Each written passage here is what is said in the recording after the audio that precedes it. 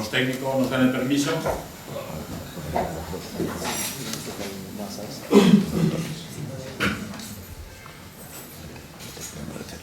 ¿Sí?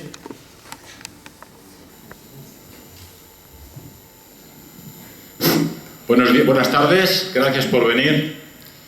He de decir que estoy cansado y agotado porque hemos salido de Barcelona, yo vivo casi cerca de Gerona, muy temprano y acabamos de llegar. Ha sido una tormenta tremenda la que nos ha cogido entre Zaragoza y Madrid, y luego la entrada a Madrid ha sido también tremenda. Luego, una de esas preguntas de qué es la verdad, le he dicho al GPS, llévame a la calle Goya 8, y me ha llevado a la calle Francisco de Goya 8. No sabía que había dos Goya en Madrid, ¿no? Todo esto el ayuntamiento tendría que explicárselo a los GPS porque es un auténtico problema. Además, durante el viaje estaba muy estresado porque he recibido constantemente mensajes de mis abogados con nuevas malas noticias que os explicaré después. Pero la pregunta que nos planteamos hoy es algo tan sencillo como ¿qué es la verdad? ¿Y qué es la verdad? Es lo que decía la pregunta que le hizo Pilatos a nuestro Señor Jesucristo, aquel político, un político de la época, cuyo mayor problema era mantener el orden en Judea. Es decir, a mí no me explique historias. Tengo aquí unos tíos que están armando follón porque le quieren matar a usted. En Roma me han dicho que si hay una nueva revuelta en Judea me cortan la cabeza y yo he de mantener el orden. Este hombre no lo tenía muy claro. Dice, este señor no ha hecho nada malo, este señor simplemente dice cosas buenas, todo lo que me informan está muy bien. Mi esposa además por la noche me da la lata diciendo que es el bueno él y no los otros. Pero pese a todo era un político y tuvo que aceptar que, aun no reconociéndola, tenía la verdad delante suyo. Esta interpretación política de la verdad se repite constantemente en la historia y llegamos a un tiempo presente, cercano, que todos ya reconoceréis. Por ejemplo, todos vosotros habréis oído que hubo una guerra de España contra Estados Unidos a causa de Cuba, Puerto Rico y Filipinas. Algunos de vosotros, si algún historiador está aquí presente, sabrá que había un barco, el Maine, un barco norteamericano, que amarró en La Habana, en Cuba, una provincia española, y una mina lo hizo explotar y se hundió. Y fue el casus belli que empujó a Estados Unidos a declarar la guerra a España y posteriormente, claro, quedarse con las colonias, con España, con Puerto Rico, con Cuba y con Filipinas. Se sabe ya por los historiadores que aquella bomba que hundió el Maine era una bomba que iba de dentro hacia afuera, es decir, el metal, una vez han descubierto el barco, estaba abierto hacia el exterior, no era una mina o un torpedo español, sino una mina propia, era un atentado bajo bandera falsa, que es algo que veremos repetirse a lo largo de la historia. Es decir, tenemos una verdad política, España nos ha hundido un barco, por lo tanto Estados Unidos se va a quedar Puerto Rico, Cuba y Filipinas. Y una verdad auténtica, fue un atentado bajo bandera falsa, un autoatentado que se llama. Algo parecido ocurrió en la Primera Guerra Mundial, cuando Alemania se encontraba luchando, las potencias centrales, contra las occidentales, contra Inglaterra y contra Francia y contra Rusia simultáneamente. Pese a todo, se encontraban a pocos kilómetros de París y en ese momento tenían alto interés en que Estados Unidos entrase en guerra. Las fuerzas oscuras, las fuerzas poderosas, el gobierno en la sombra tenía otro plan para Europa, para los imperios centrales, lo he mencionado en otras conferencias. Los tres imperios centrales eran la monarquía austrohúngara, católica, el imperio alemán del Kaiser, un imperio cristiano, y el zar de todas las Rusias, también un imperio cristiano. El plan de los poderosos era acabar con los últimos tres imperios que realmente soportaban a la cristiandad, porque a fin de cuentas vosotros como cristianos estáis dentro de la Iglesia católica, es decir, sois la Iglesia, pero no sois más que una reunión. Nosotros aquí reunidos somos esa Iglesia.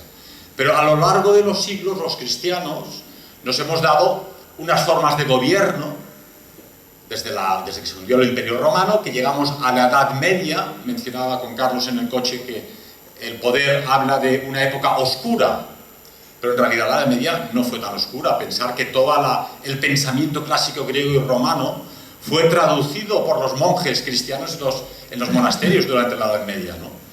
En plena Edad Media tenemos a San Francisco de Asís y luego surgen pintores y escultores. Todas las preciosas ciudades que hay en la Umbría y en el norte de Italia medievales, si habéis ido a Italia, las disfrutaréis. Era una época brillante. Tenemos a Hildegard von Bingen y tenemos todos los Minnesänger, que era el amor caballeresco, que consigue por vez primera, pensar que hasta el día de hoy en las culturas no europeas, los indios de las praderas ya desaparecidos, o la India en el este, o el mundo musulmán, la mujer detrás y con la pata quebrada, poco más o menos, ¿no? Llevando la leña, llevando los churumbeles, los niños y el guerrero delante. Ha sido la cultura cristiana la que ha llevado a la mujer a una categoría excelsa, un poco en base al papel que otorga la cristiandad, gracias a la Virgen María, a la mujer. Esa Edad Media no era tan oscura y desde esa Edad Media los cristianos y los católicos en general, porque éramos todos católicos durante 1500 años, no hace sino 500 años, este año se celebra justamente el aniversario de la Reforma, que estamos divididos y peleados, ¿no? Nos hemos dado formas de gobierno más civilizadas, hemos aprendido a dar un papel a la mujer igual al nuestro, hemos construido estados de derecho, hemos aportado derechos en el trabajo, hemos sacado a los niños pequeños de las fábricas del siglo XIX que trabajaban 12, 14, 16 horas para dar unos derechos a los niños. Hemos civilizado el mundo gracias a la cristiandad y gracias a esos poderes, gobiernos y reinos cristianos que pusieron la fe cristiana y los mandamientos como forma de gobierno. Por lo tanto, Occidente había creado también, después de muchas guerras terribles, unas normas de la guerra de caballerosidad, de respetar a los civiles, a las mujeres y a los niños, de no bombardear ciudades y pueblos, de respetar a los detenidos y a los prisioneros de guerra. Y eso no interesaba a los planes de los poderosos, y en esa Primera Guerra Mundial, gracias a ese barco, que se llama Lusitania en este caso, los norteamericanos consiguen entrar en guerra y en un momento, cuando Alemania ya está cercada por 3 potencias, derrotar a Alemania, aunque la cosa en realidad quedó en tablas. ¿Cuál es la verdad política? Los americanos dicen, teníamos un barco que llevaba pasajeros de Estados Unidos a Europa y un submarino alemán, malísimos, pues lo hundieron y asesinaron a nuestra gente, por lo tanto declaramos la guerra a Alemania, ¿no? ¿Cuál es la verdad auténtica? Los norteamericanos llenaron este buque de armamento para las potencias occidentales aliadas en Europa y hicieron todo lo posible para que la embajada alemana y los espías alemanes tuvieran noticias de ello. Los alemanes sabían, el Lusitania, que ha partido de Estados Unidos hacia Europa, no solo lleva personal civil, sino que lleva armamento militar y avituallamiento para los aliados. Sacrificaron sin problema a los ciudadanos civiles, los alemanes hundieron el buque, era una cuestión de guerra, y con una nueva ataque bajo bandera falsa, Estados Unidos entró en otra guerra. Habréis visto todos vosotros la película Pearl Harbor. Pearl Harbor viene a ser otra versión de lo mismo. Los japoneses habían solicitado a las potencias occidentales, a ver, hay colonias holandesas y británicas y francesas y norteamericanas. Nosotros somos 90 millones, ahora son 120 o 150 millones. No tenemos para comer, no tenemos espacio, no tenemos petróleo, y ellos exigían la misma capacidad que tenían las potencias occidentales de expandirse en Oriente para poner orden. Sería lo que los romanos llamaban la nación organizadora del orden, lo que fue Roma tendría a ser Japón en Asia. La pregunta decisiva para nosotros, después de tantos años, es Japón, sabiendo cómo funcionan, lo ordenados y disciplinados que son, si no habrían impuesto en Asia un orden civilizado y nos habríamos ahorrado el caos de las guerras de Vietnam, de Corea, el hambre en Filipinas, las revoluciones comunistas en China, en fin, todo lo que ha habido en Asia durante esta época. Pero efectivamente los japoneses no querían la guerra, querían simplemente que les permitieran expandirse en Asia. Los norteamericanos querían entrar en guerra en Europa nuevamente para acabar con las élites cristianas y católicas europeas y los gobiernos que habían aquí. No podían hacerlo de forma directa y lo hacían atacando con un casus belli a Japón, que era aliado de Alemania y de Italia. Se sabe, por las investigaciones históricas, que los norteamericanos sabían que los japoneses atacarían Pearl Harbor, dado que no había posibilidad de llegar a un acuerdo. Y sin embargo, el presidente Roosevelt permitió que la flota norteamericana permaneciera en Pearl Harbor, permitió que los norteamericanos, los marinos y civiles que allí habitaban, era una colonia americana, siguieran allí apostados y los japoneses causaron el par de o tres de millares de víctimas que causó aquel ataque, que sirvió como nueva excusa de Estados Unidos para entrar en la guerra. En esta Segunda Guerra Mundial ya no había un imperio central alemán o un imperio central austrohúngaro o un imperio ruso, tres potencias cristianas, pero quedaban las élites de Europa. Y las élites de Europa, como respuesta al marxismo financiado por la alta finanza internacional desde Nueva York, esto está ya documentadísimo, una reacción, un último coletazo romántico de las naciones europeas dio una élite que se tradujo en una persona como Mussolini, un hombre del Partido Socialista Italiano, un comunista, un socialista, que dijo, yo soy muy italiano, pero esto de ser internacionalista y que primero es el proletariado del mundo entero, digo, no, primero los italianos, ¿no? Y creó algo absolutamente nuevo, que es el fascismo. Hoy en día el fascismo es un insulto arrojadizo que puedes echar a cualquier persona para aniquilarlo políticamente y socialmente. Si tú le llamas a alguien fascista, estás perdido. La prueba es que ahora los de Podemos han llamado a Felipe González, que le boicotearon un mitin hace poco aquí en Madrid, fascista, y a su vez Rubalcaba los llamaba a los de Podemos fascista, lo cual deja de ser ya, es graciosísimo, porque aquí todo el mundo es fascista. Pero en realidad nadie sabe lo que es el fascismo. Y fue una doctrina nueva creada por este hombre de una cabeza amplia, un italiano peculiar, que dijo, yo quiero hacer grande a mi país, que es Italia. Y modernizó Italia, le dio una aviación, los trenes más rápidos, los coches de carreras, grandes artistas, grandes deportistas, la gente era feliz, la gente comía, se acabó el hambre. Y esa élite europea creó una nueva nación cristiana, que era Italia, bajo un régimen político llamado fascismo. Fascismo es la unión de todos en un haz. ¿Qué hace la democracia que hoy vivimos? Nos divide y nos separa. Nos divide y nos separa para aniquilarnos más fácilmente. ¿Qué hacía el proletariado marxista? Enfrentarse al burgués, al rico contra el pobre, a unos contra otros, lucha de clases. ¿Qué hace ahora el mundialismo en Europa? Nos enfrenta en una lucha de razas. Nadie tiene nada en esta sala seguramente, con lo mismo que yo, contra los negros, contra los indios, contra los pakistaníes, pero estamos en Europa y hubiésemos querido mantener Europa europea, ¿verdad? Y a pesar de que todo el mundo tiene buena voluntad con los inmigrantes, según Konrad Lorenz, cuando se sobrepasa un 10% de población halógena a la que te es similar, surgen problemas naturales de espacio. Yo cuando voy en el metro me estreso porque tengo una persona aquí y yo necesito un espacio mínimo, ¿no? Cuando saludas das la mano, que es el espacio mínimo, solo te abrazas con las personas a las que quieres mucho. Pero cuando hay un agobio en las grandes ciudades y cuando se produce en ciertos barrios de las ciudades una llegada de personas halógenas a tu propia cultura, se crean conflictos. Pero ya no conflictos con los halógenos, conflictos con los propios. La gente ya no confía tanto con el vecino, la gente ya va más ensimismada, sin hablar con nadie, la gente se produce más inseguridad. Pero como vemos, estos factores que estoy haciendo un par de pinceladas, todos están interconectados.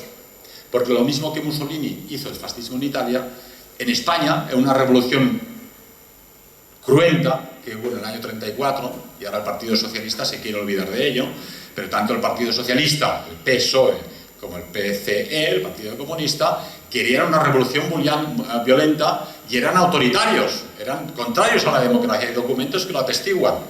Pero con la nueva ley de la memoria histórica, el único autoritarismo negativo sería el de Franco, el de la derecha, ¿no?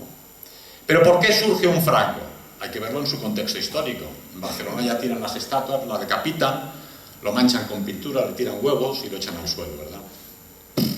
Habla no mal de Franco todo eso, sino de aquellos que le tiran huevos y pintura, porque si ese es todo el argumento que tienen contra él. Haceros a la idea de una república española donde eran quemados conventos. Solo en Cataluña 8.500 personas fueron asesinadas mientras gobernaba Francesc Macià. Más de 40 periodistas, por ejemplo, ¿no? Si vais a la Catedral de Barcelona, todavía hoy hay muchas capillas a los diversos santos, pero hay una a oscuras, prácticamente sin luz, que tiene alguna vela, porque yo de vez en cuando voy a ponerle. Y es a los 930 sacerdotes, monjas y obispos asesinados en la diócesis solo de Barcelona. 930, no estoy hablando de 1 o de 3 o de 9, de 930. No se acuerda nadie de ellos. Extraño que la memoria histórica no haya obligado a la Iglesia a retirarlo. Quizá porque está campo sagrado. En ese caos político de partidos políticos enfrentados unos contra otros, donde los ilusos pretendían una democracia liberal, pero los comunistas que dependían de las órdenes de Stalin querían una revolución comunista bolchevique en España para, con un efecto tenaza, cerrar Europa. En 1976 matan al líder de la oposición. Es como si mataran hoy en día a Rajoy simplemente porque ha ganado por los pelos las elecciones, ¿verdad? Matan a Calvo Sotelo. Y además, poco antes, Dolores Ibarruri la había amenazado en el Parlamento. Te vamos a asesinar, así de claro. No tenía vergüenza, ¿no? ¿Y quién lo asesinó? ¿Un delincuente del puerto? No. Los mozos de escuadra de la época, que se llamaban guardia de asalto aquí en Madrid, ¿verdad?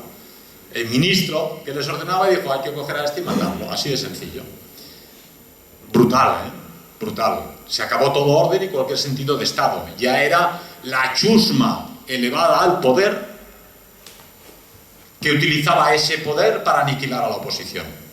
¿Qué quedaba? Quedaban los católicos que todavía rezaban el rosario cada día, quedaban los requetés navarros, que tenían una fe tremenda, quedaba un partido nuevo, jovencito y con muy pocos miembros, que era la Falange Española, quedaban los monárquicos, quedaba un ejército todavía que tenía un sentido nacional de la existencia y que creía en su país.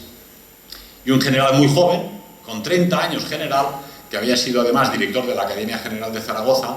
Creo que la figura de Franco en la Academia General ya la han quitado también, o sea que ya ni como director de la Academia General.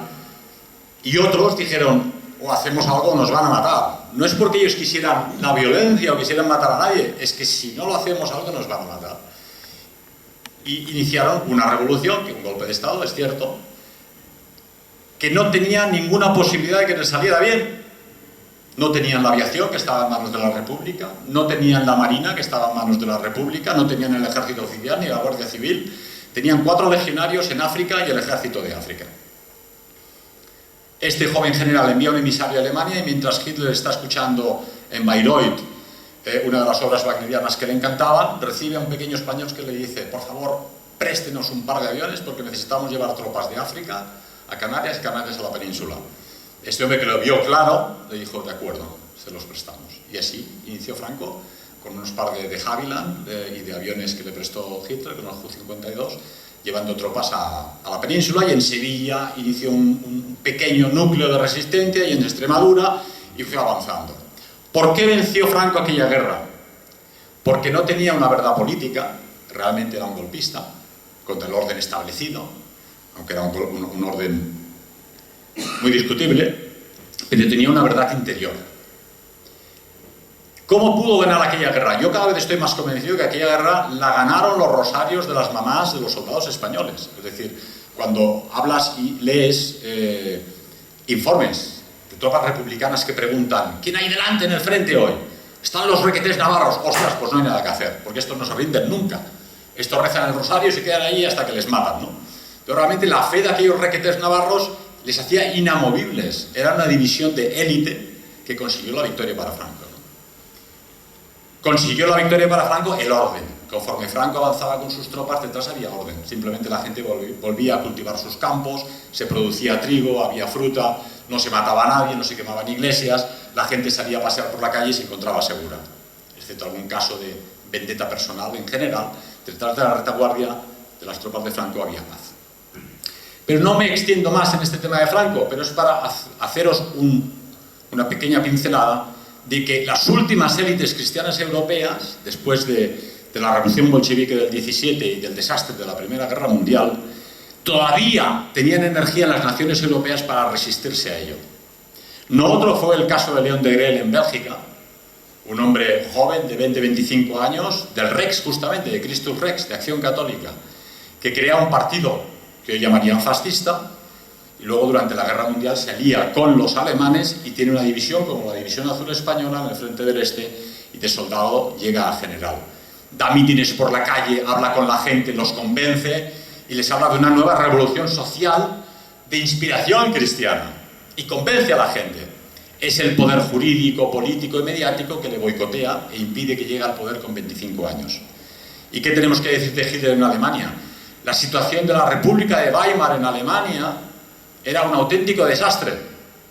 Me explicaba nuestro cámara que en Argentina había días que cobrabas el sueldo, ibas a comprar el pan y valía 1 peso, ibas 2 horas después y valía 1,10 pesos, luego por la tarde 1,20 pesos, y la gente aprendió que una vez has cobrado has de gastarte el dinero rápidamente en pan y leche, porque si no va a subir todo de forma tremenda. Exactamente así fue en Alemania. 1 millón de marcos costaba 1 litro de leche, después 2 millones de marcos, la gente tenía que cobrar el sueldo yendo con una carretilla y cargada de billetes inservibles, todavía hoy se encuentran en los anticuarios en Alemania, ¿verdad? He visitado no hace mucho a una señora cuyo padre había sido un Gauleiter del Partido Nacional Socialista y alcalde de un pueblo muy querido, por cierto. Tiene 90 y pico años esta señora y dice: Pedro, yo he conocido la época anterior a Hitler, yo sé el hambre que pasamos, yo sé el caos que había en Alemania, yo sé que el desorden que reinaba, yo sé lo que era la revolución comunista y yo sé lo que aportó el nacionalsocialismo alemán para la civilización alemana y la cultura alemana hasta el estallido de la Guerra Mundial. Los 6 años de paz que tuvo aquel gobierno son 6 años de paz que en los alemanes mayores de edad son unos años dignos de memoria, porque volvieron a alcanzar, como hemos hablado antes de Mussolini, altas cotas de civilización, de arte, de cultura, crearon edificios hermosos, las Olimpiadas de Berlín, la gente joven hacía deporte, las primeras vacaciones pagadas en los barcos de la Fuerza por la Alegría. Nadie en el mundo enviaba a sus obreros a Madeira y a Canarias con barcos, vacaciones pagadas por el gobierno, porque tenían ya un sistema de seguridad social. Impuso además las vacaciones de verano pagadas, el invento de los kindergarten, que ahora están en todo el mundo y que todos les llamamos kindergarten, fue un invento de la época. Dijeron: las mamás que trabajan no pueden estar con los bebés, hay que ayudarlas a que puedan ser mamás y no que tengan que renunciar a ser mamás para ello. Pero no me adentro mucho al tema alemán y al tema nacionalsocialista porque, como sabéis, es un tema polémico. Llevamos 70 años de bombardeo de propaganda hollywoodense, entonces hay una verdad política, propagandística, que es la verdad de Hollywood. Hollywood nos enseña al Hollywood nazi. ¿Qué tiene que ver un Hollywood nazi con un nacionalsocialista alemán, con un obrero alemán, con un campesino alemán, con una mamá alemana de los años 30? Nada, absolutamente nada. He dicho muy a menudo, porque es muy gráfico, que los chicos de la Hitlerjugend tocaban el piano, el violín, ayudaban a las ancianas a cruzar en el semáforo, recogían papeles por la calle para que el país estuviera limpio, iban a la montaña, hacían campamentos. ¿Qué hay de malo en eso? Al contrario, es muy de bueno. Hoy vemos a la juventud perdida en el marasmo de las ciudades, bebiendo alcohol, fumando, drogándose, sin ideales. El índice de suicidios en España está creciendo de forma tremenda y ni se menciona en los medios de comunicación para que la gente no sea consciente. Pero los nazis para el mundo de hoy son los 4 skins que han salido de las grandes ciudades del capitalismo occidental, son hijos del capitalismo, hijos de la democracia, en barrios marginales, sin ideales, que han creado sus tribus para protestar contra el sistema. Pero, he dicho muy a menudo, no es que me guste la idea, pero realmente en la Alemania de aquella época estos chicos seguramente estarían en un correccional, porque ellos buscaban el orden, no buscaban el caos. Pero con esto hemos llegado a lo que yo quería. Una vez hundidos los imperios cristianos, quedaban las élites cristianas. Con la Segunda Guerra Mundial, tenerlo claro, no perdió Alemania la guerra. Fue una derrota mundial. Fue sobre todo la derrota de la cristiandad. Una derrota donde los poderes políticos de la cristiandad, las élites cristianas y los estados cristianos fueron definitivamente derrotados. A partir de ese momento solo queda el pueblo cristiano.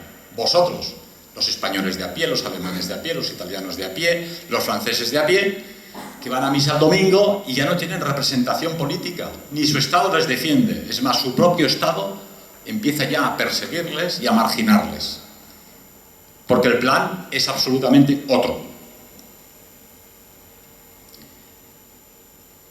¿Por qué ese odio a los cristianos? Otra verdad política que nada tiene que ver con la verdad. Las fosas de Katyn. Quizá algunos de vosotros habéis oído hablar de ellas. Las fosas de Katyn son unas fosas que encontraron los alemanes y los aliados a Alemania durante la Guerra Mundial, donde 15.000 católicos polacos fueron masacrados con un tiro en la nuca por la policía GPU de Stalin. Pero durante la guerra los aliados afirmaron que fue un asesinato de los nazis, de los alemanes. Después de la guerra, oficiales alemanes fueron colgados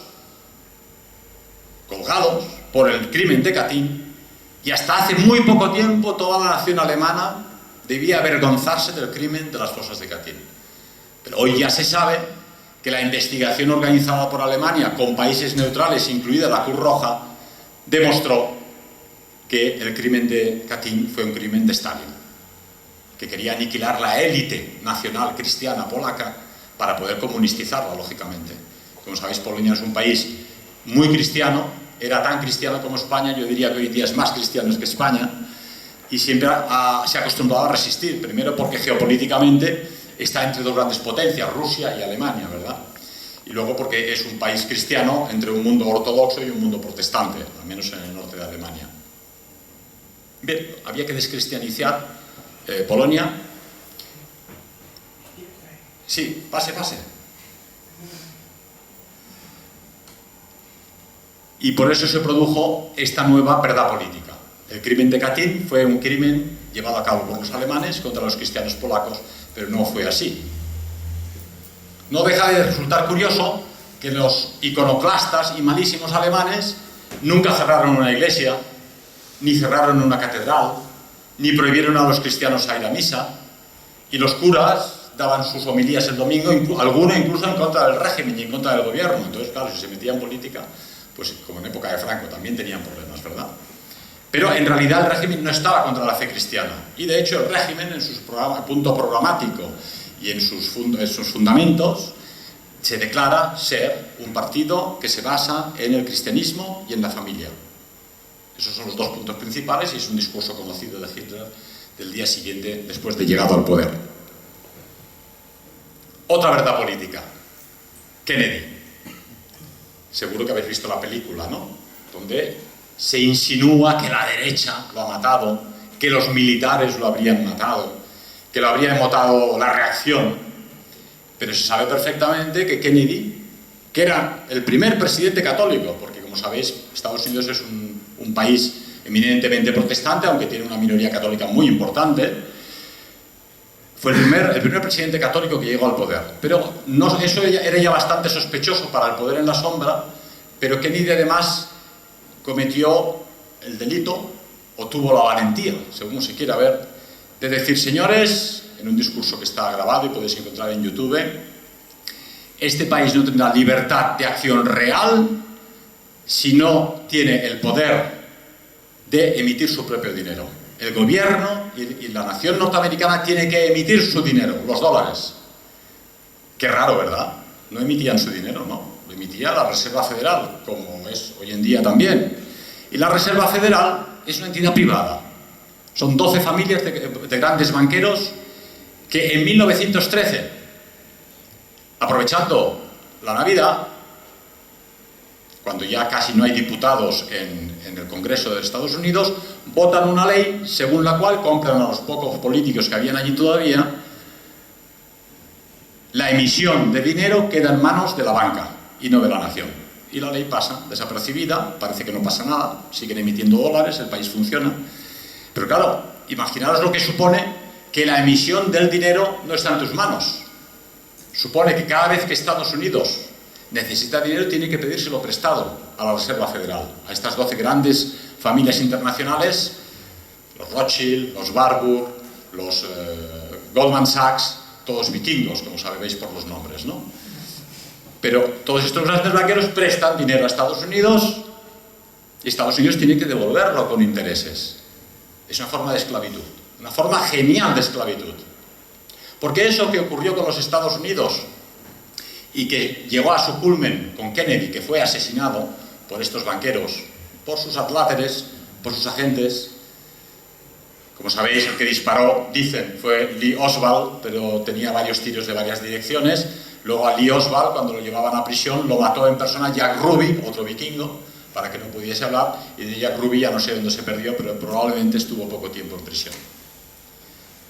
España, hoy, tiene 1 billón, no sé si sabéis la aritmética, de deuda, ¿sabes? No lo hemos tenido nunca jamás en la historia de España. Para que os hagáis una idea, el PIB, el Producto Interior Bruto de España, todo lo que producís todos vosotros, tíos, abuelas, madres, vecinos, vecinas, los que fabrican locomotoras, patatas, fábricas, coches, todo lo que producimos durante un año es 1 billón.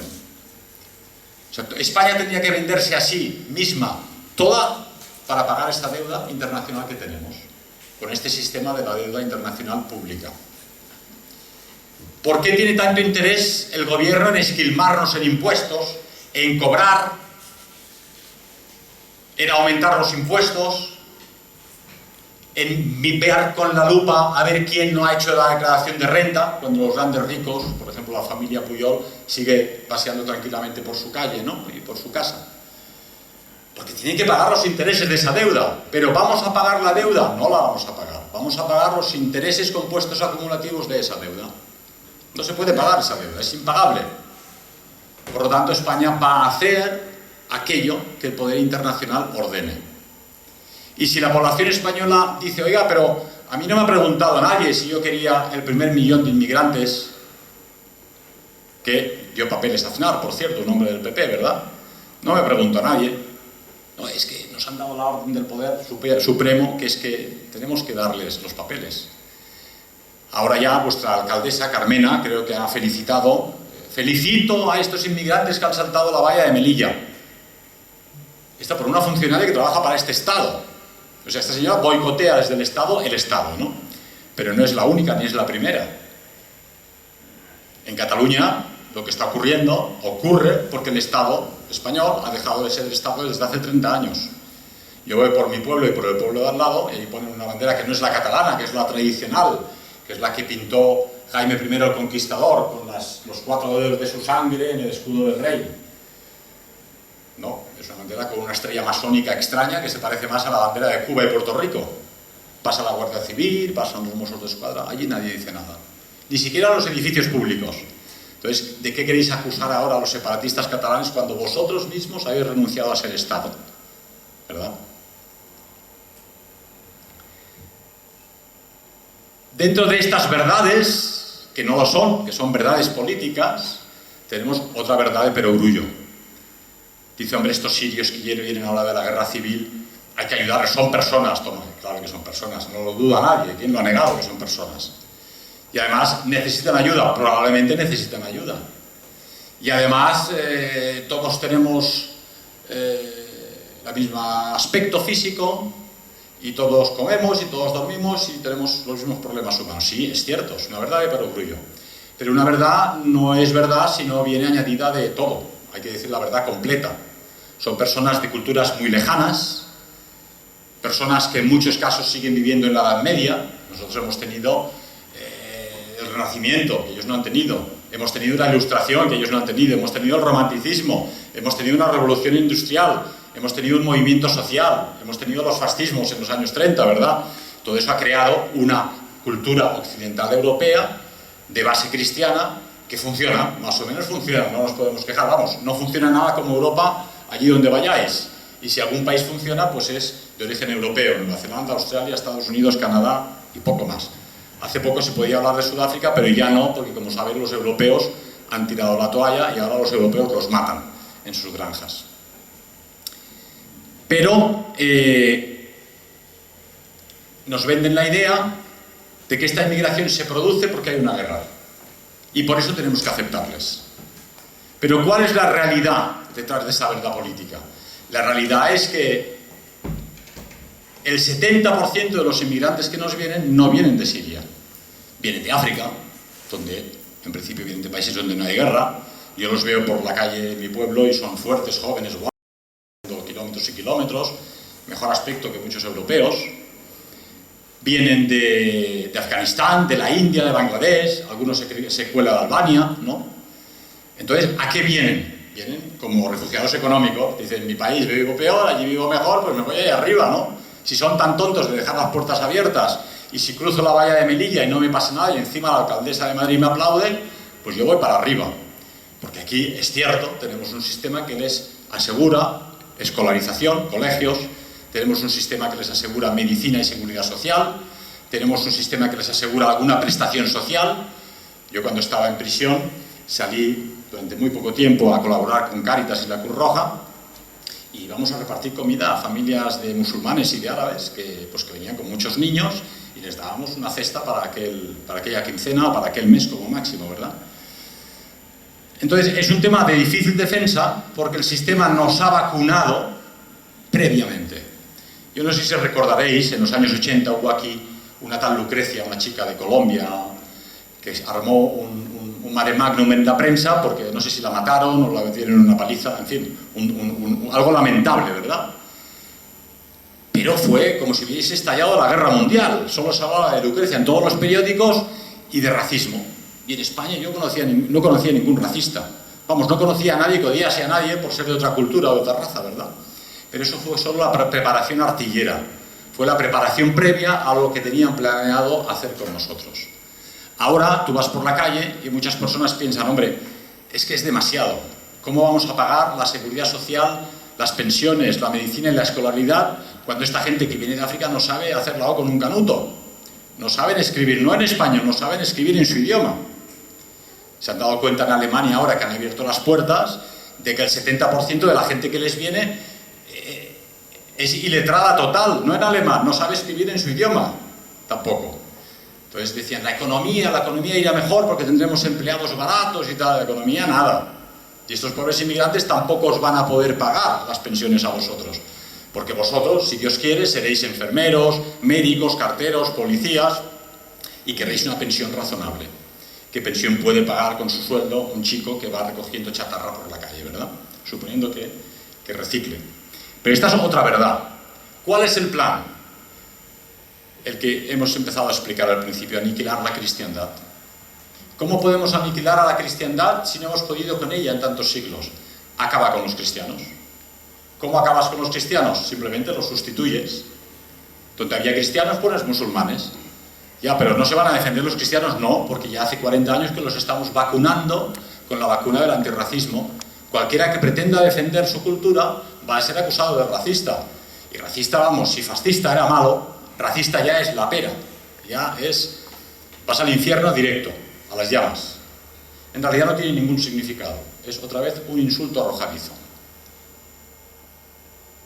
Previamente, lógicamente, se ha hecho un gran trabajo de ingeniería social, un gran trabajo inspirado en la escuela de Frankfurt.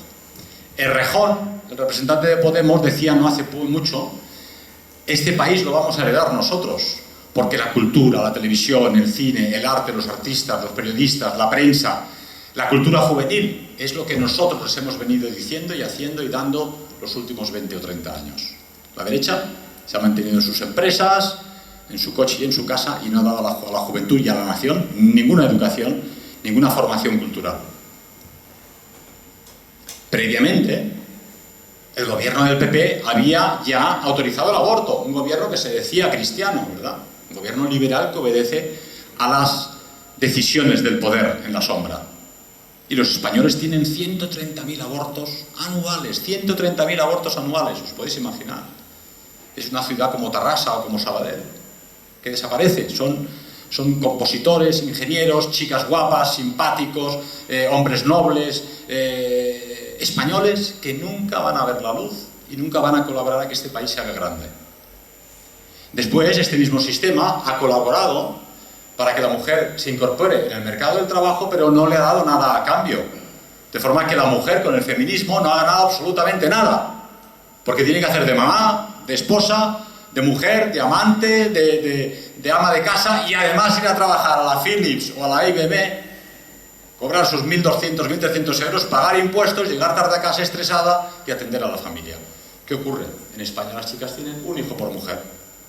Es imposible la sustitución. La sustitución tendría que ser como mínimo de 2,8, es decir, como no se parten los bebés en 8 partes, 3 bebés por mujer para que la cosa funcionara. Uno para sustituir a papá, uno para sustituir a mamá y otro para sustituir a uno que se puede dar un trastazo con la moto. Con eso lo sustituyes, no crece el país, pero lo sustituyes. Pero los españoles hace 30 años que decrecen demográficamente, estamos en un invierno demográfico tremendo y somos el país de Europa con menos bebés. Esto gracias a la política del PSOE, de Felipe González y ahora, después del amigo Zapatero, pero con la aquiescencia de la derecha liberal. De Rajoy, o de Aznar, o de Gallardón, todos ellos han colaborado en que Realmente la sociedad española no se pareciera con nada a la sociedad de aquellos requetés navarros que ganaron la guerra civil. No teniendo bebés, todavía es más fácil convenceros, pues claro, hace falta una sustitución de la población. Esto es lo que les han dicho a los noruegos, y el 30% de la población de Noruega ya no son vikingos, son gente de color del tercer mundo. El 30%. En Suecia tú vas a Malmo y te costará encontrar un sueco. En Alemania, que hasta hace poco se había ahorrado este drama, ahora con esta nueva invasión de 2 millones en un año, hay ciudades que ya no son alemanas. Cada año llega una ciudad del tamaño de Karlsruhe de población africana, negros de África. Son los nuevos alemanes. ¿Qué se consigue con esto? La disociación de la sociedad. Una sociedad donde el policía es negro, el cartero es chino, el de al lado es de no se sabe qué país. Ya no es una comunidad, ya no hay una homogeneidad étnica, no hay una homogeneidad religiosa y no hay un parentesco mental. Para que os hagáis una idea, hay países que funcionan un poquito mejor, países pequeños. Por ejemplo, Suiza o Dinamarca, que no se han dejado todavía invadir a este nivel. Al ser países pequeños, toda la población es bastante homogénea. En realidad se puede hablar que es una familia engrandecida. Un suizo o un danés ve en otro uno que se parece mucho a mí, que piensa como yo, que si tiran un papel al suelo lo recoge y no lo van a dejar. Si en una ciudad hay gente de África, de Asia, de Oriente Medio y de Europa, pues a lo mejor 3 de 4 van a dejar el papel en el suelo y solo uno lo va a recoger porque tiene esa cultura, ¿verdad? Pero allí los papeles no los tiran. Si te dejas la cartera en un banco, lo más probable en estos países es que vuelvas dentro de un rato y esté la cartera, porque su cultura es, pero esto no es mío, pues ya vendrán a buscarlo. No hace falta irse muy lejos. En España diríamos, a ver cuánto dinero hay dentro. Pero ciertamente, en un país pequeño y homogéneo las cosas funcionan mejor que en un país multiétnico, multirracial, multicultural, donde son pequeños pueblos, pequeñas naciones bajo un mismo Estado. Y eso es lo que quiere el poder. Quiere disolver las naciones, que no existan los pueblos, que no existan las culturas y que no tengan una religión propia. Que sean solo ciudadanos del gobierno mundial, que pagan impuestos y que sean un número. Pronto con un microchip bajo la piel, o calculando el iris, o con la yema del dedo, ¿verdad? Eso es a lo que vamos. Y para que eso sea así, y que a nadie se le ocurra defenderse, este sistema ha impuesto lo que yo llamo el sistema de comisarios políticos. Los comisarios políticos tienen hoy en día el nombre de fiscales del odio, pero si investigáis y rascáis un poco en su origen, esto viene de Estados Unidos. Es una idea creada en Estados Unidos por un lobby muy poderoso que pretendía efectivamente imponer a la Norteamérica tradicional, blanca, anglosajona, la América de Walt Disney, la América de John Wayne, de las películas de Hollywood hasta los años 50, la gente rezaba antes de comer, os acordaréis, la gente tenía muchos niños, eran películas románticas, un poco inocentes, pero tenían sus valores. En los años 60 este lobby dio un golpe de Estado en Estados Unidos, cambió la cultura. Con la revolución del 68 empezaron los hippies, las drogas. Primero empezaron con la idea de que la marihuana es como un pitillo, no pasa nada, un poco de marihuana no pasa nada. De ahí cayeron lógicamente en la heroína y en la drogadura y destruyeron a toda una generación. Y la droga ahora se ha impuesto y hay países en Europa que pretenden legalizar la droga, a pesar de los problemas que nos ha creado. Esa misma revolución introdujo la píldora, gente perteneciente al mismo lobby, para que las chicas que, pese a todo, tuvieran la intención de tener un bebé, pudieran abortarlo a tiempo. Este mismo lobby impuso el aborto, que ha llegado ya a España y es una realidad, una cosa que pensábamos que solo podía pasar en Estados Unidos, pero ya es una realidad aquí, en toda Europa occidental. Se ha desmantelado totalmente la cultura cristiana. La sociedad cristiana solo tiene ahora el nombre y las 4 personas mayores que el domingo encuentras en la iglesia. Yo voy a misa a mi pueblo y yo ya tengo mi edad, pero soy el chaval de la iglesia. Los demás son todos, vamos, de muchos, muchos años.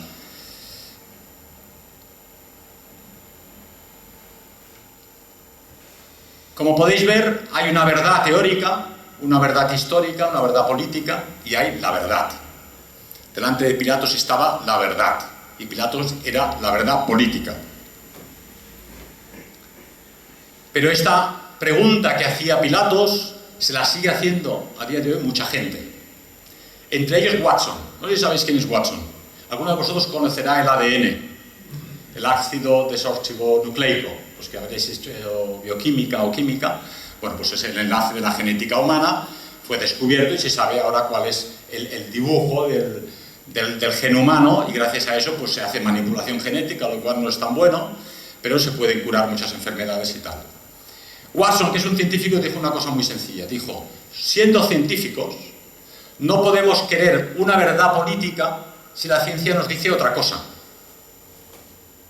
Y el hombre que había recibido el premio Nobel, que era el gran científico, que era la persona respetada por todo el mundo, fue defenestrado de inmediato. ¿Por qué?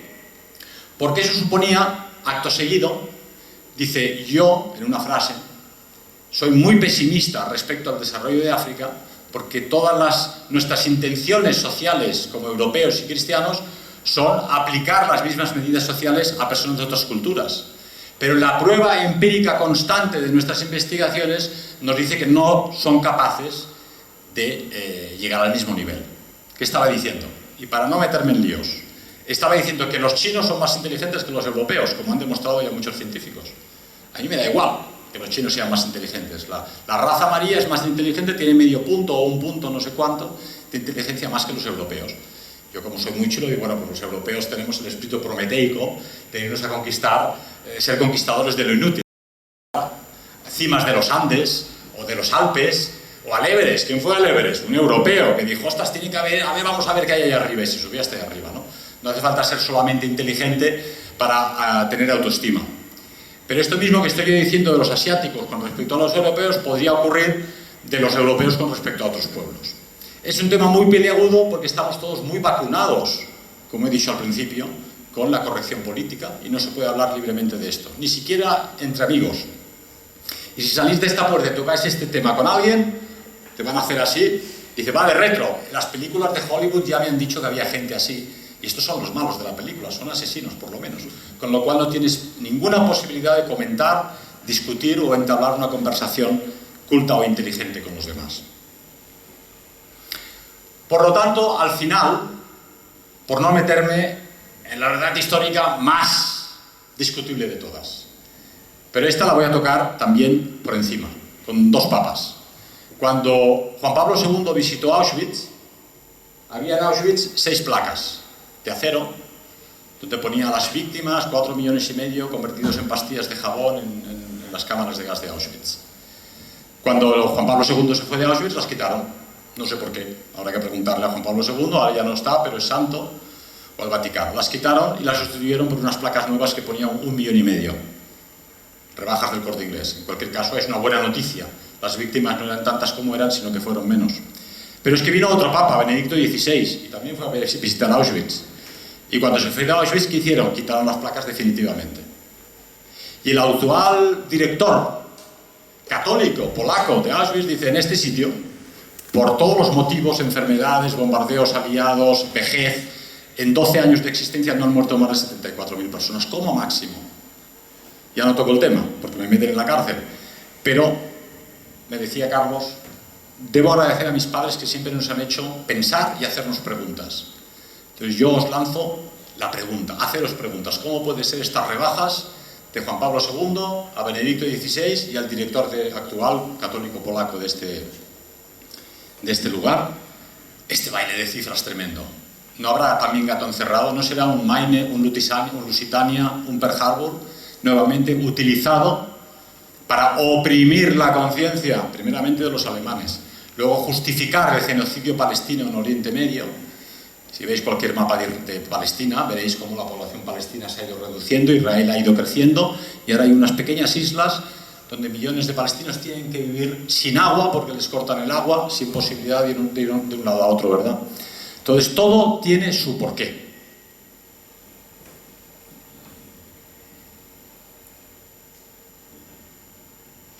Pero una conferencia donde solo planteo problemas no sería una conferencia interesante, hay que plantear soluciones.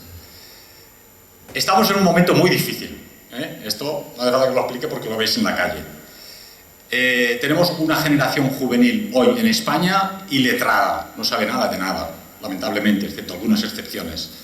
Yo lo veo la gente cuando escribe, la de faltas que hace, tremendo. Gente de universidad, la de faltas que hace escribiendo español. En mi época es que, vamos, primero te daban con la regla, las yemas de los dedos, pero aparte es que no pasabas de curso. Luego, la caligrafía es inenarrable, parece que te lo escribe un borracho, la gente escribe fatal. O sea, yo recuerdo las letras de mis padres y mis abuelas y tal, elegantes, con un estilo, una cosa barroca casi. Yo no creo que haya que ser barroco, pero hay que escribir inteligiblemente, ¿no? No sé si es que ya no hay caligrafía en las escuelas, ¿verdad? La gente no sabe nada de nada. La gente no lee, para empezar. Si vais por el tren y venís a Barcelona, veréis que pues, en cada vagón hay uno o dos con libro, hay uno o dos con un libro electrónico y el resto está jugando con el WhatsApp, con los marcianitos o mirando cosas. Es decir, estamos en una generación emborrachada de una información inútil, donde la gente pues, se dice, pues mira, me acabo de comer unos espárragos con patatas buenísimas, pues muy bien, vale. Y así te pasan las 2 horas del AVE a Barcelona y no has leído nada. Antes te podías haber leído Las rimas y leyendas de Gustavo Adolfo Bécquer y ese libro te marcaba en el corazón de por vida, para siempre. Pero la gente joven hoy no ha leído a Bécquer, no ha leído a Schopenhauer, no ha leído los escritos de Wagner, no ha leído nuestro teatro clásico, no ha leído El alcalde de Zalamea, no ha leído La vida es sueño. Tenemos un tesoro en este país magnífico de lecturas y la gente no lo ha leído. Entonces, con una juventud iletrada es difícil hacer cosas. Y además, la tendencia política impuesta, en principio por Zapatero, luego primero por Felipe González, luego Zapatero y luego con la quiescencia del PP y ahora ya con Podemos en muchos ayuntamientos y en parte del poder, es a eliminar, como decía un clásico, riéndose, un clásico británico, no sé si era Chesterton, decía, tal como van las cosas, tenéis que eliminar los exámenes de la universidad y tendréis como votantes a todos los estudiantes. Pues a eso es a lo que vamos. Vamos a una nación donde se eliminarán los exámenes para que la gente vote a Podemos. A una nación donde se eliminará toda disciplina para que la gente vote a Podemos. A una nación donde se autorizarán las drogas para que la gente vote a Podemos. A una nación donde se autorizará el alcohol y la litrona para que la gente vote a Podemos. Y no es una animadversión personal contra Podemos, es una descripción de la realidad. Estamos en un país donde la gente sabe muy poco. ¿Qué se puede hacer? Difícil, me lo ponéis. Difícil me lo ponéis. He hablado hace un rato de que hay estos comisarios políticos que ahora se llaman fiscales del odio, ¿no? Mientras venía en el coche, a mí me embargaron la cuenta de la librería Europa y se quedaron todo el dinero, el juzgado y como dinero presunto de una actividad delictiva, como es vender libros, ¿no? Increíble. Pero hoy me han comunicado que me acaban de embargar todas las cuentas, porque las otras cuentas también podían llevarse a cabo actos delictivos como volver a editar libros. Digo, oiga, ¿pero usted qué quiere, matarme de hambre? Y entonces he pensado, primero, claro, el estrés, es decir, no hay cuentas, no puedo pagar el alquiler, no puedo pagar la hipoteca de mi casa, ¿qué comeré mañana? Y además los abogados me han dicho, es que mejor que no hagas nada, porque es que el libro que hagas, oiga, pero si es que quiero hacer el Hiperión de Hölderlin. Da igual, si lo haces tú, van a considerar que es un libro delictivo y ellos primero te van a encerrar y luego preguntan, ¿no? En esa situación solo queda respirar hondo y acordarse de aquel principio cristiano tan importante que es la santa indiferencia. Supongo que algunos de vosotros ya lo conocéis, el concepto. La santa indiferencia no es simplemente que uno sea indiferente a los dolores del vecino o a la señora mayor que hay delante de tu casa que tienes que ayudarla a bajar, o que no te preocupes de los demás. La santa indiferencia es justamente lo contrario. Es decir, que te tengas sin cuidado lo que te pasa a ti. Lo que te pasa a ti carece de sentido, carece de importancia, porque es la comunidad la que hay que salvar, no lo que te ocurra a ti. ¿No? Sabéis que todos nosotros, cada uno de nosotros estamos en manos de Dios. Cada uno de nosotros somos parte de su plan en este mundo. Y cada uno de nosotros tiene un tiempo muy limitado. Cada uno de vosotros cada día oye, mira, este señor se ha muerto de cáncer, este otro tuvo un accidente, este chico tan joven y tan majo que había, ¿no? Los abuelos, ¿no? Pues ayer celebré el aniversario de mi padre, que había hecho 98. La muerte forma parte de la vida. Entonces estamos demasiado materializados, demasiado agarrados al dinero y a las cosas materiales de este mundo, y eso nos hace temer el más allá. En vez de tener la alegría de saber que hay un más allá y que hay una mejor vida después de esta. Pero justamente este sistema, después de vacunarnos para que seamos antirracistas, de vacunarnos para aceptar una invasión cultural, de vacunarnos para aceptar el sistema de los partidos políticos. Nos ha vacunado para que todos, incluidos nosotros, estemos excesivamente preocupados por los bienes materiales de este mundo. Nos tienen en sus manos, claro. Si tú tienes miedo a que te quiten tu casa, si tienes miedo a que te quiten el coche, si tienes miedo a que te echen del trabajo y tienes miedo al mañana, no vas a tener nunca presente el más allá. Y tenéis que tener siempre presente la verticalidad de la vida y no la horizontalidad. Vivimos en una época horizontal, pero no tenemos la conexión constante y diaria, excepto algunos, con el más allá. Si iniciáis, como dicen todos los místicos cristianos, el día con la oración, tenéis una fuerza inconmensurable como la de aquellos requetes navarros. Si acabáis el día con la oración, no temeréis al enemigo que os persigue, porque tendréis la fuerza del más allá, ¿no? Entonces creo que es importante en este país, sobre todo en este país, porque como Polonia, España, tiene sentido, tuvo sentido y tendrá sentido siendo católico o no tendrá sentido. Pretender que España puede ser otra cosa, una democracia moderna, o un país pagano, o un país teradicto, o vete a saber cualquier cosa, es no conocer la historia de España. España se unió, España surgió con los reyes católicos, después de una cristianización, de una romanización, de una germanización con los godos, y surgió un país cristiano que evangelizó y conquistó la península para el mundo cristiano occidental, después de 8 siglos de batalla, 8 siglos. Si aquellos pobres levantaran ahora la cabeza y vieran que se lo estamos entregando el país gratis a los mismos, yo creo que se enterraban otra vez ellos solitos, ¿verdad? Y esa España, que cristianizó la península, luego evangelizó toda América. Es una gesta increíble de la que nadie habla porque es de lo que hablaba el régimen de Franco y eso queda anticuado. Pero evangelizamos todo un continente. Y ahora está muy bien visto ser indigenista y defender a los indios. En Barcelona hacen muchas fiestas de los indios de Bolivia, de los aztecas, de los incas. Pero nadie se acuerda que aquellos indios eran unos brutos que quemaban, comían y sacrificaban a sus propias chicas en las pirámides de México. Y Hernán Cortés tuvo el apoyo de las tribus indias porque Hernán Cortés les dijo: no te arrodilles ante mí, hay un Dios por encima mío. Y con 200 chavales de 20 años conquistó el Imperio Mexicano, porque las tribus indias apoyaron a los españoles a combatir a Moctezuma, que estaban hasta el gorro de Moctezuma. Entonces la verdad es que sí, conquistamos un continente, que fuimos malos, algún español malo habría, pero que hicimos mucho bien también. Todas las universidades, todos los colegios, todos los conventos, toda la cultura americana. Cuando un hispanoamericano me dice: hombre, es que viniste a conquistar, me dice: no, yo no vine, son tus abuelos y tus bisabuelos que vinieron. Tú eres heredero de esos abuelos, que eran españoles y medio indios, y ha surgido una nueva nación mexicana, una nueva nación chilena o colombiana, muy dignas, ¿no? Pero fue labor de España. ¿Qué papel puede jugar España en el futuro? Podemos tener dos papeles. Nos hundimos en el marasmo y en el caos racial, en el caos étnico, en el caos político, en la desmoralización humana, en el materialismo, o resurgimos de nuestras cenizas volviendo a la fe. No hay otra. No hay otra. Si alguno de vosotros, yo no sé cuánto tiempo, si alguno de vosotros tiene interés en la música y en el arte, yo que soy muy melómano, os recomiendo siempre escuchar música clásica porque es un regalo de la cultura occidental que la gente, la juventud española no conoce. No ha leído los barrocos franceses, no los ha escuchado, o los 4 estaciones de Vivaldi, o la sinfonía de Mahler. Pero leía ayer algunos textos de Wagner, su pensamiento, como sabéis, además de músico era escritor y autor. Y alguien como Bernard Shaw, un literato británico, y Oswald Mosley, un político, escribieron sobre esta cuestión. Y dice, en la tetralogía, como sabéis, la tetralogía wagneriana son El oro del Rin, la Valquiria, Sigfrido, el ocaso de los dioses.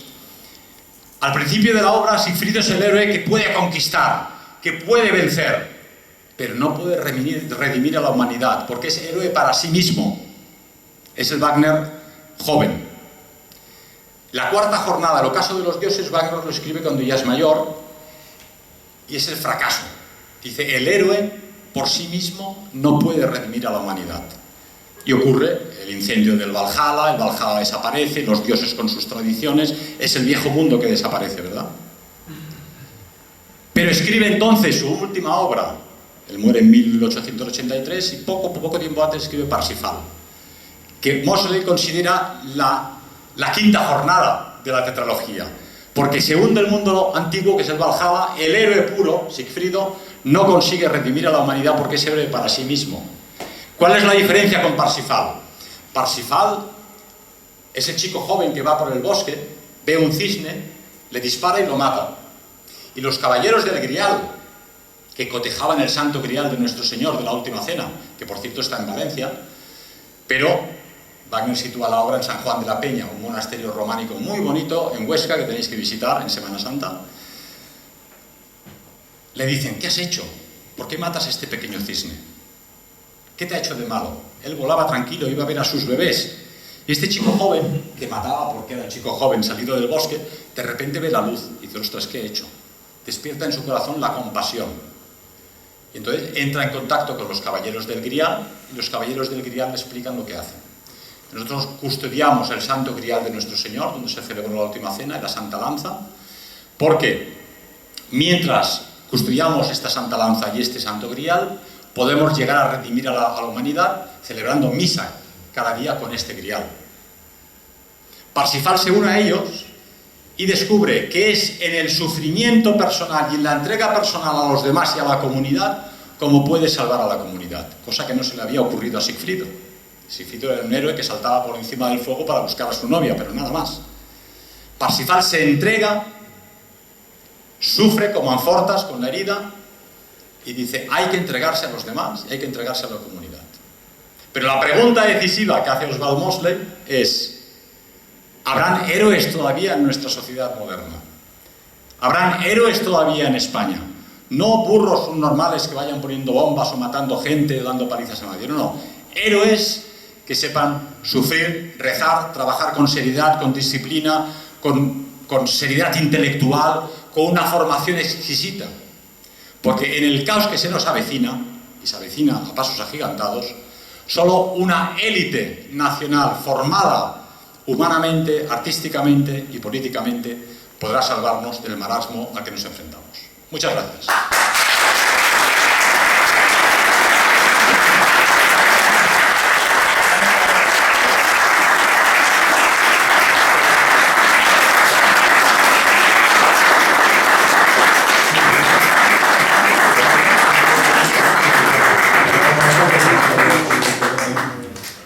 Bueno, si tenéis cualquier pregunta, aprovechad A vuestra disposición.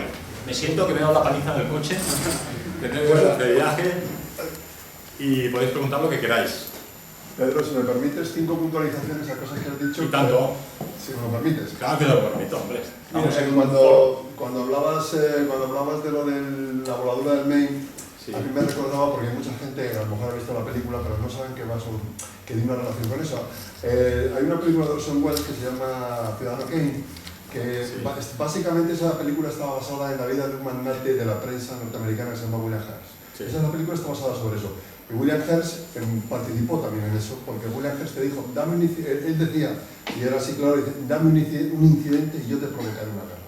Así es. La prueba la tienes, que no lo hemos citado, la guerra contra Irak. Sí. O sea, las armas de destrucción masiva, el mundo entero sabe que no han existido nunca, que no lo ha sabido, que los iraquíes no tenían armas de destrucción masiva, pero el señor Aznar, que nos metió 1 millón de inmigrantes ilegales en España, nos metió en una guerra mundial.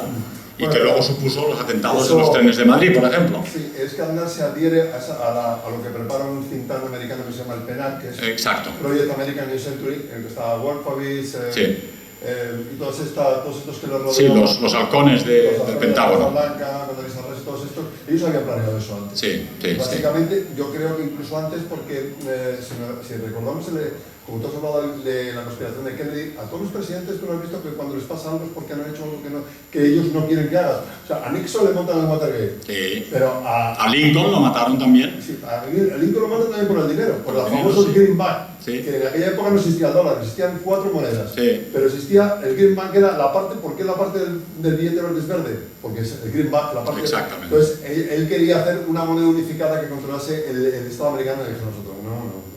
Entonces, y luego con respecto a lo que has dicho de lo de la Primera Guerra Mundial, Lusitania, que sí traía armas y traía pasajeros, traía de los dos. Sí. Lo que pasa es que ahí tendríamos que añadir lo que es la declaración de Balfour. Sí. ¿Por qué? ¿A qué viene esto? Porque Lord James Balfour, que era el ministro de Asuntos Exteriores inglés, le dijo que había hablado con la Casa Rothschild y le dijo, si vosotros arrebatáis a los turcos Palestina, nuestra patria bíblica, dice, nosotros haremos que Estados Unidos entre en esa guerra, dice, y se decante a vuestro favor. Entonces, básicamente de Lusitania, y hay una puntualización que un día yo vi en otro programa, porque claro, Lusitania cuando viene, la zona estaba plagada de submarinos y había un barco esperando en un crucero que era el Juno para dar la escolta.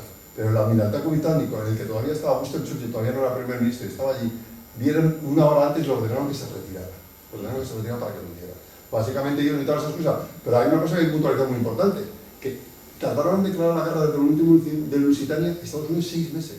6 meses después se dieron cuenta de que habían hundido un barco suyo y que había declarado la guerra, porque iban antes. O sea, básicamente es lo que ellos van a preparar toda la... Pero bueno, con esto que dices, que es lo que hemos mencionado antes, lo repiten porque con la Primera Guerra de Irak fueron las incubadoras de los bebés en los hospitales que mataban bebés. Luego resulta que fue falso, y con la segunda las armas de destrucción masiva.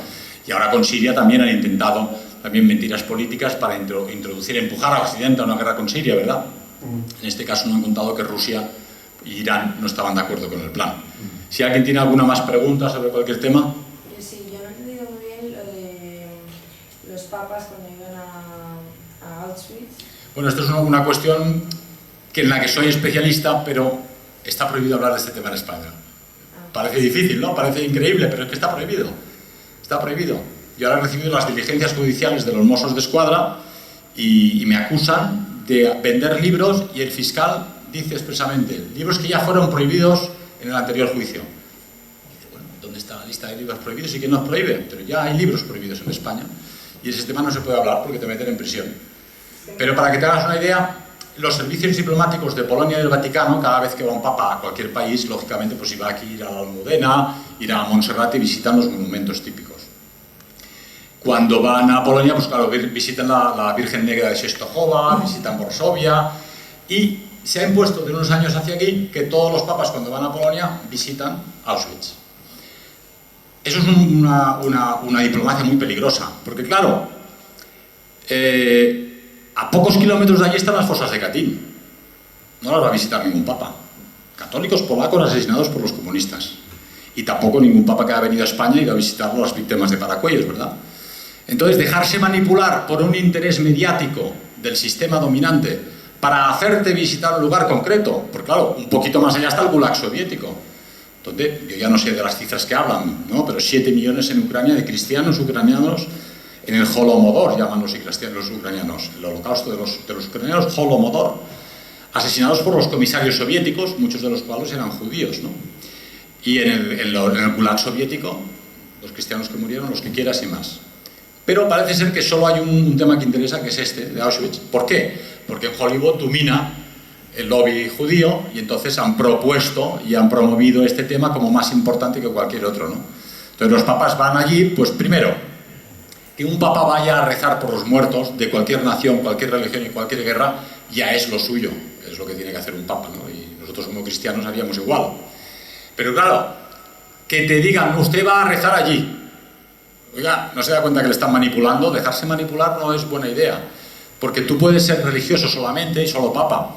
Pero la política y el Vaticano es un estado para el otro mundo, pero que gobierna en este mundo, tiene un estado en este mundo, sabe cómo funciona este mundo, ¿no? Entonces están utilizando al Vaticano y a los papas para perpetuar una propaganda histórica de la Guerra Mundial que interesa a cierto lobby internacional, ¿verdad? Entonces, yo no sé por qué, también hay que decirlo, ¿no? Porque nunca habían retirado esas placas hasta que llegó Juan Pablo II y al irse las retiraron. No lo sé por qué, me gustaría saberlo, pero es interesante. Y cuando fue Benedicto XVI también acabaron de retirarlas, ¿no? Yo comprendo, por ejemplo, pues que en Auschwitz murió Maximiliano Kolbe, como sabéis, un sacerdote católico que estaba allí encerrado por cuestiones políticas. En la guerra mundial, en todos los países, hay unas leyes de guerra muy estrictas cuando hay guerra. Y cuando tú atentas contra tropas con uniforme de una nación, las leyes internacionales te permiten fusilar a 10 civiles de la nación contraria. Es brutal, es cruel, a mí no me gusta, pero es como funciona el mundo, ¿no? Para que os hagáis una idea, los estadounidenses fusilaban a 20, no a 10, y los rusos fusilaban a 100, no a 10. Pero los alemanes aplicaban la ley internacional de guerra y cada vez que alguien mataba a un soldado alemán por la espalda, pues 10 presos que hubiesen estado por terrorismo, estuviesen en prisión y tal, cogían y los fusilaban. Eso en realidad era para preservar la paz entre los civiles, porque si se impone el caos, entonces la guerra ya no es entre soldados uniformados, ya es entre cualquier chico, cualquier chica que encuentres puede ser enemigo, entonces pigas tiros a todo el mundo, ¿no? Uno de estos atentados, el comandante de este campo de trabajo dijo, bueno, pues tengo que fusilar a 10. Y dijo, tú sí, tú no, tú sí, tú no, tú sí, tú no. Y había un papá polaco, y dijo, oiga, es que estoy casado y tengo niños y tal. Y entonces el padre Kolbe dijo, oiga, fusíleme a mí, porque este señor tiene familia y yo, a fin de cuentas. Y el comandante alemán, hay que sorprenderse, digo, bueno, pues de acuerdo, pues venga, pues le fusilamos a este señor, no. O sea, el comandante hizo lo que tenía que hacer y se portó bien. Y el padre Kolbe, pues hizo de santo, ¿no? Pero este hecho concreto no santifica todo un mito hollywoodense de una zona concreta del mundo cuando hay tantas zonas donde se han cometido crueldades, ¿verdad? Entonces esto es un poco abuela pluma esta cuestión que me preguntas sobre esa cuestión. Hay muchos libros interesantes, pero es que yo ya no los puedo vender. ¿Alguna pregunta? Sí. A mí me gustaría saber si el nacionalsocialismo perseguía a los católicos. Porque Sí. luego también me explica del Papa. Mitbrennenden Sorge. Sí, entonces yo no sé si las cosas que dicen ahí, por el cual el Papa les acusa a los alemanes Sí. de algunas cosas, no sé si eso el Papa estaba suficientemente documentado como para decir eso, o que le llegaba propaganda y entonces él se basó en lo que oía para efectivamente hacer una encíclica, que lo que dice yo creo que está bien, siempre y cuando si los nacionalsocialistas hubieran aplicado ese tipo de persecución a la Iglesia Católica. La pregunta es muy interesante, pero tú misma has dicho encíclica. Piensa que hay una excomunión contra el comunismo, hay una excomunión contra el liberalismo y una excomunión contra la masonería. No hay una excomunión contra el nacionalsocialismo. Pero yo digo, las cosas por las que se les acusa Sí. a los nacionalsocialistas, Sí. ¿son verdad o no? Yo te respondo. La nación alemana es una nación dividida.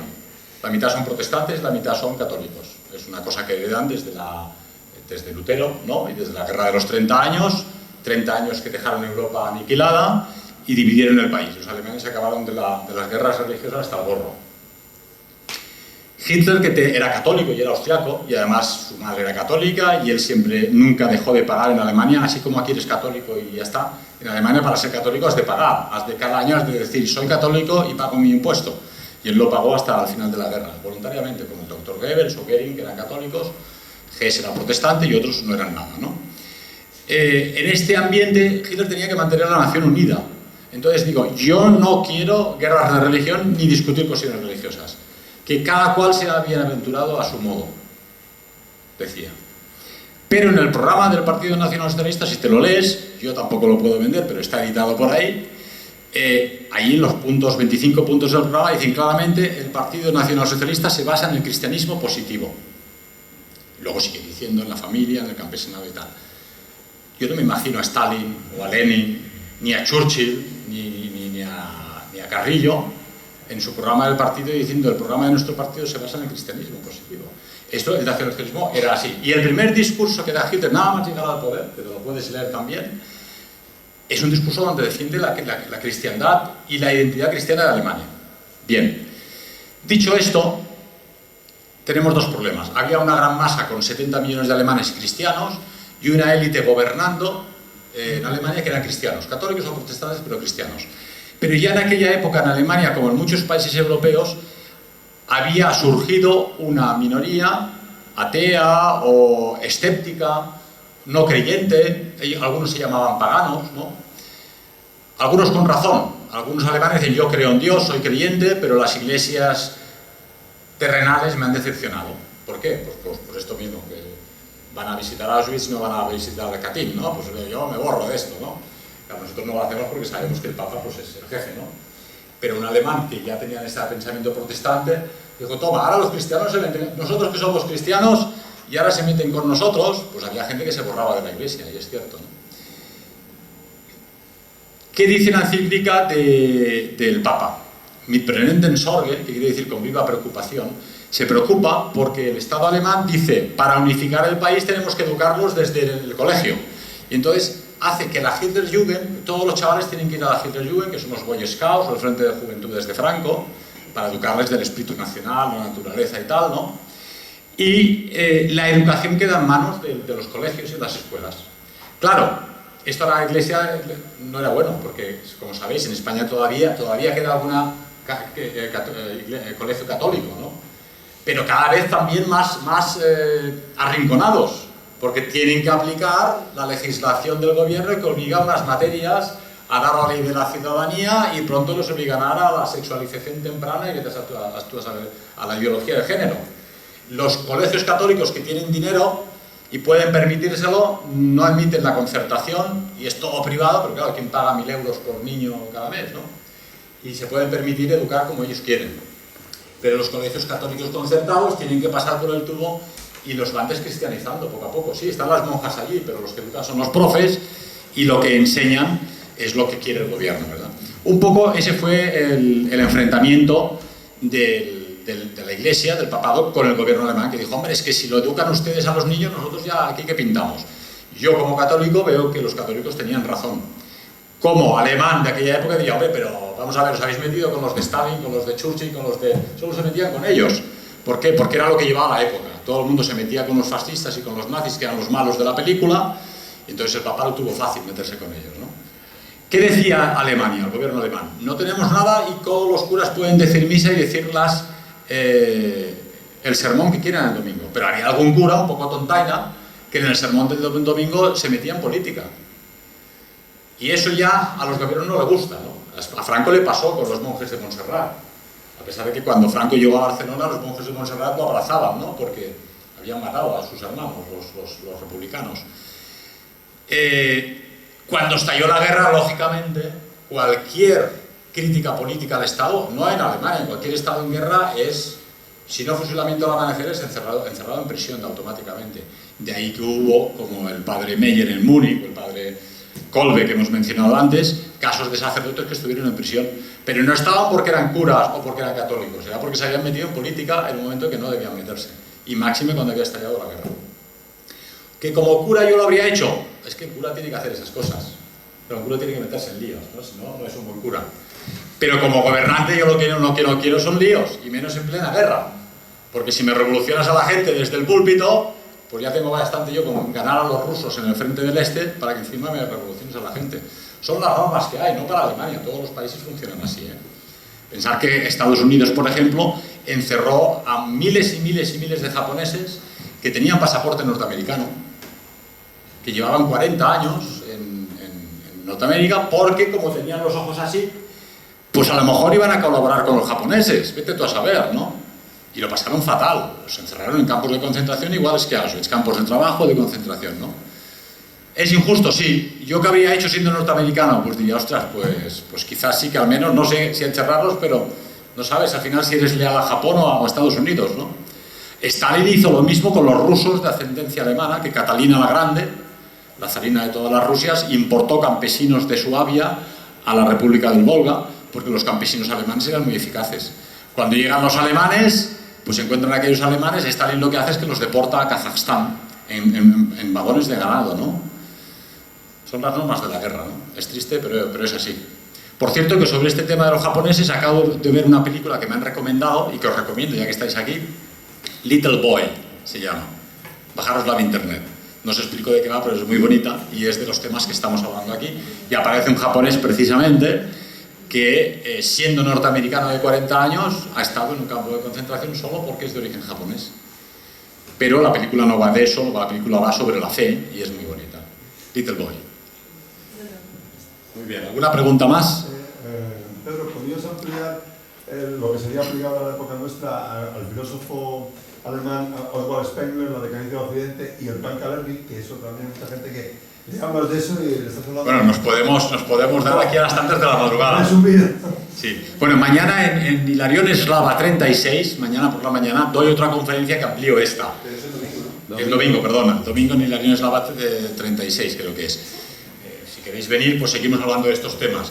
Pero vamos, en líneas generales, Oswald Spengler lo que viene a decir, para el no iniciado, es que las culturas tienen una vida orgánica como las personas. Se desarrollan a base de genios, crecen, alcanzan su culmen y luego decaen, ¿no? Y Oswald Spengler en los años 30, bueno, antes, pero él vivió cuando Hitler llegó al poder, ya había escrito una obra que es La decadencia de Occidente, donde anunciaba que Occidente decaería, se produciría una mezcla racial, acabaríamos como estamos acabando, vamos. Claro, escribir esto cuando Hitler llega al poder y todo el mundo tiene entusiasmo y todas las cosas van bien y tal, pues fue un palo para él. Y además, en otro libro, creo que es Años Decisivos, que está muy bien, también lo recomiendo, la lectura de Años Decisivos de Oswald Spengler, Ediciones Austral. Allí dice, soy el primero que saludo la Revolución Nacional del 30 de enero del 33. O sea, él había vivido la revolución de Hitler y dice que la saludo entusiasmado.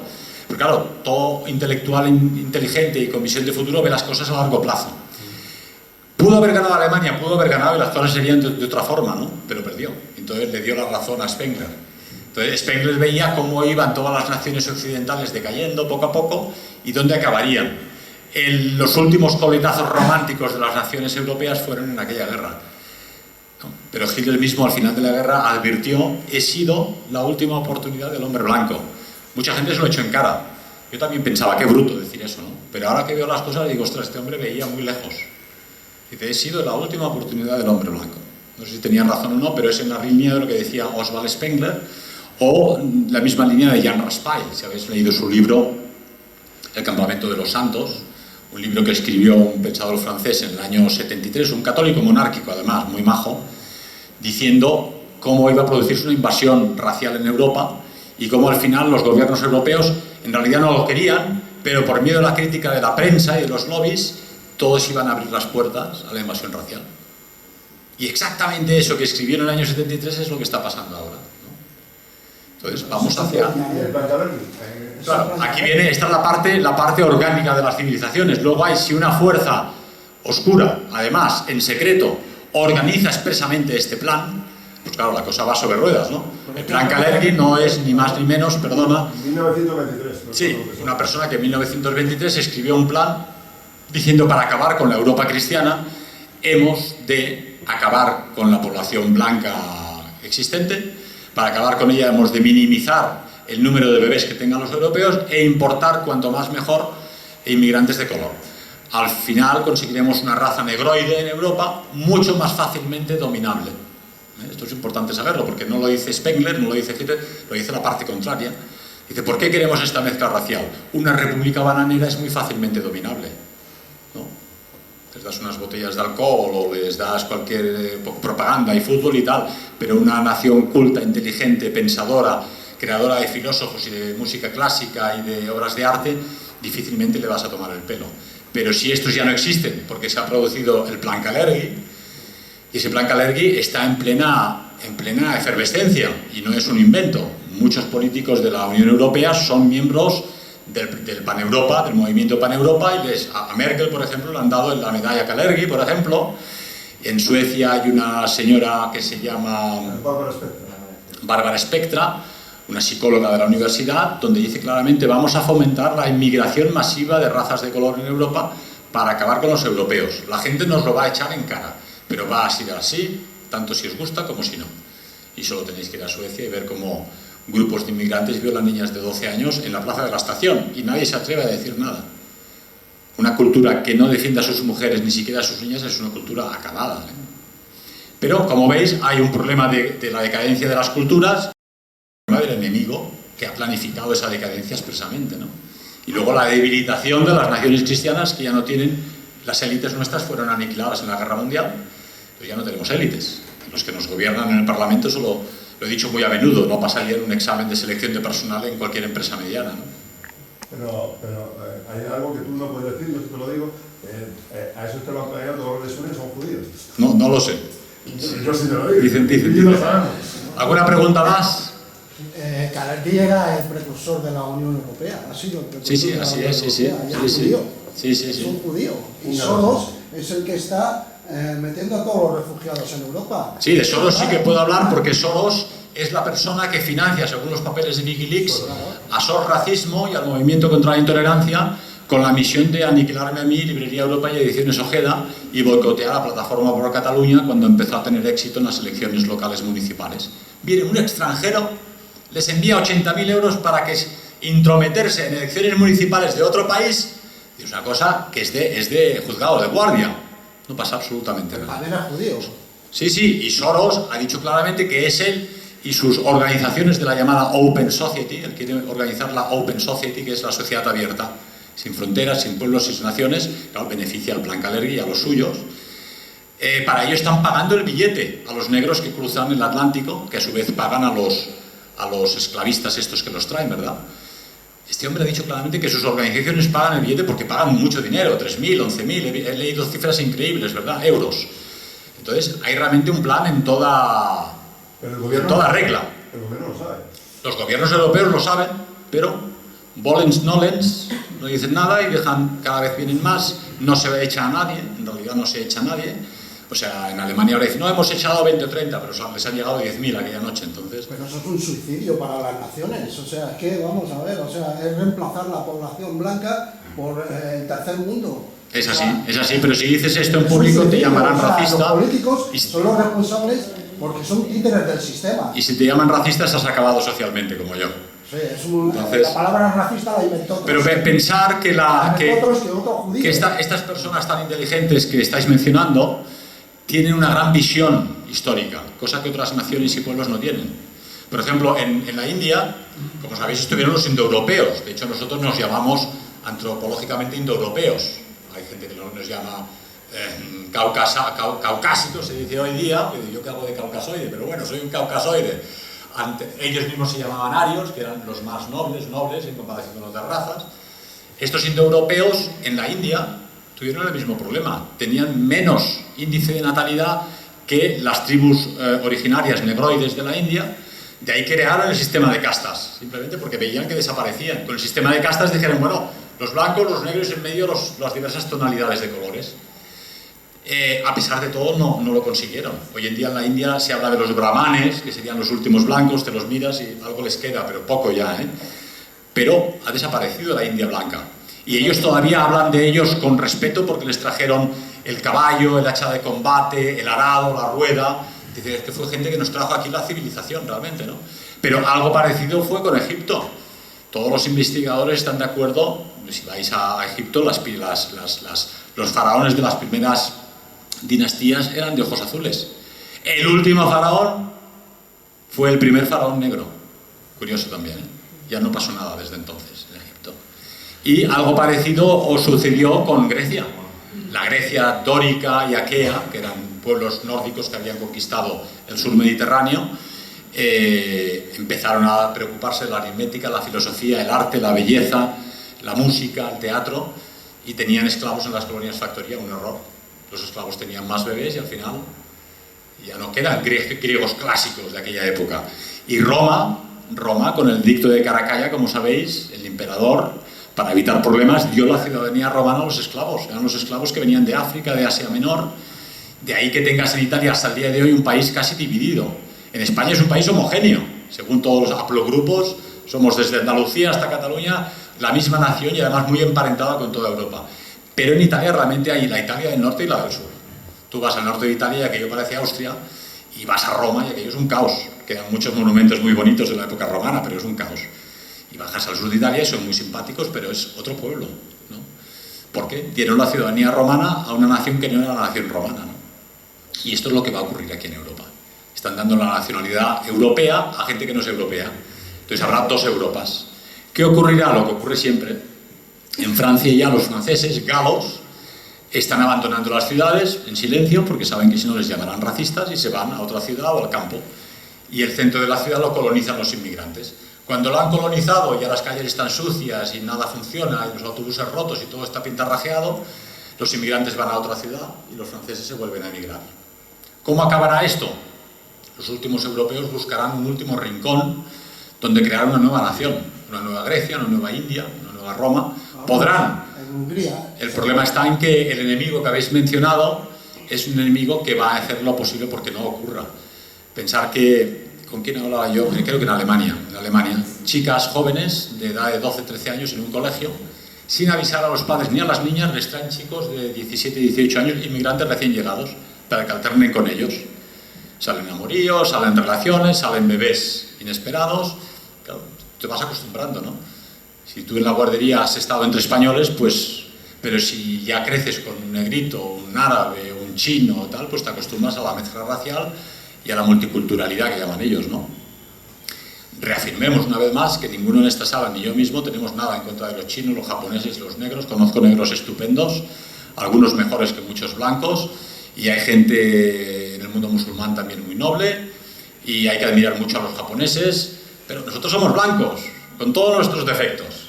Que hay gente muy gorda, gente que grita en el fútbol, gente inculta, pero son los míos, ¿qué le voy a hacer? ¿No? Entonces hay que defender a los propios.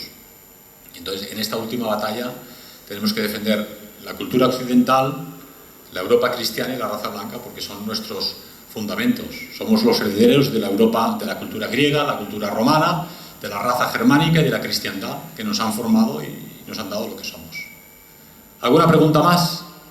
Yo quería hacer una puntualización sobre el tema del racismo porque, claro, como tú has dicho, el racismo es un insulto, la palabra racista es un insulto arrojadizo, pero yo creo que el racismo en realidad es una ciencia, una rama de la biología que estudia la raza humana. Entonces, ¿qué tiene de malo una ciencia realmente? Ya, claro, pero eso es lo que le pasó a Watson, el descubridor del ADN, cuando dijo: yo soy muy pesimista respecto al futuro de África porque queremos aplicar con ellos unas políticas sociales y educativas que no son las propias y no funcionará.